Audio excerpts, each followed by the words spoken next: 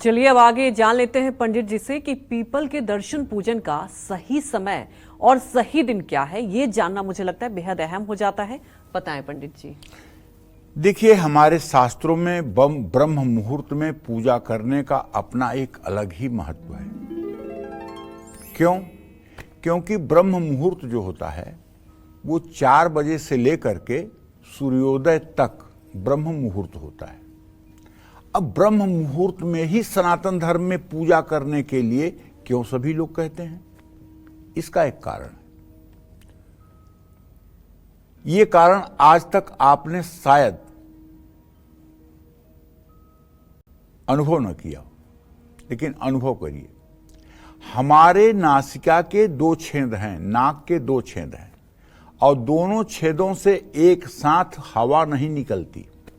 कभी बाईं नाक से निकलती है, कभी दाहिनी नाक से निकलती है। बाईं नाक से निकलने वाली श्वास को ईड़ा नाड़ी कहते हैं, वाम स्वर कहते हैं।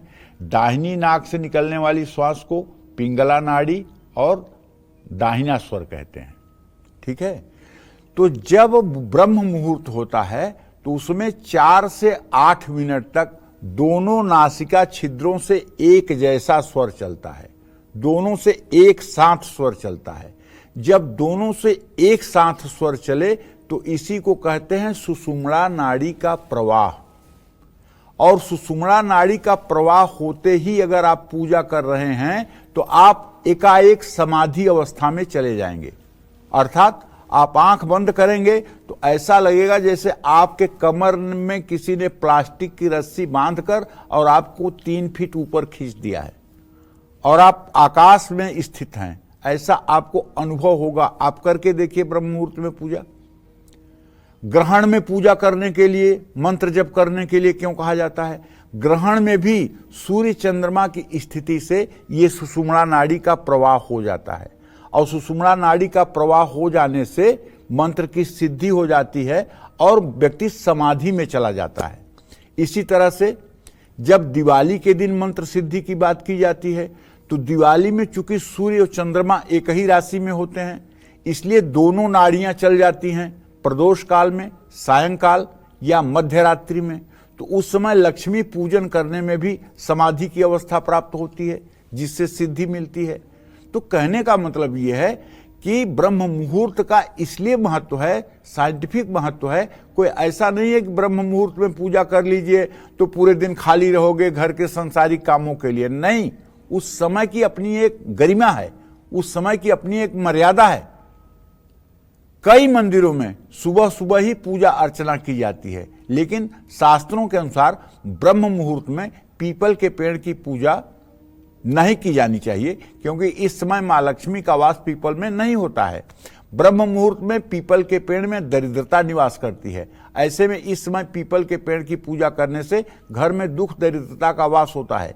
पीपल के पेड़ में सूर्यास्त के बाद भी जल नहीं चढ़ाना चाहिए। तो ध्यान रखिएगा, सूर्योदय से सूर्यास्त तक पीपल की पूजा करेंगे, लेकिन ब्रह्म मुहूर्त में अगर पूजा करना है तो स्नान करके अपने घर में पूजा करेंगे, अपने घर में ध्यान करेंगे।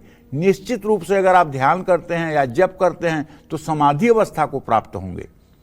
इससे व्यक्ति के जीवन में दरिद्रता का वास हो जाता है। अगर आप रविवार के दिन पीपल की पूजा करें या रात में सूर्यास्त के बाद जल चढ़ाएं या आप सूर्योदय के पहले जाके पीपल की पूजा करें तो इससे दरिद्रता भी आ जाती है। क्योंकि मैंने आपको एक बात बताया, अगर आप भूल गए हो तो फिर से बता रहा हूं कि लक्ष्मी के बड़ी बहन का नाम ज्येष्ठा लक्ष्मी है। वो पीपल के पेड़ में ही निवास करती हैं। वो शनिवार के दिन लक्ष्मी आती हैं पीपल के पेड़ में, और शनिवार के दिन जो लोग पीपल के पेड़ की पूजा करते हैं उनके साथ लक्ष्मी स्वयं चली जाती हैं। उनकी दरिद्रता को लक्ष्मी स्वयं दूर करती हैं। ऐसे में पीपल के पेड़ में जल चढ़ाने का उत्तम समय जो है सूर्यास्त से पहले है। सूर्यास्त के समय ही लक्ष्मी का वास होने पर पीपल वृक्ष की पूजा करने से लाभ मिलता है। रविवार, शुक्रवार और त्रयोदशी तिथि को छोड़कर बाकी सभी दिनों में पीपल के पेड़ में जल चढ़ाया जा सकता है। इन दिनों में पीपल के पेड़ में जल चढ़ाने से घर में दरिद्रता आती है। जय मां विंध्यवासिनी। दर्शन 24 यूट्यूब चैनल को लाइक करें, शेयर करें और सब्सक्राइब करें।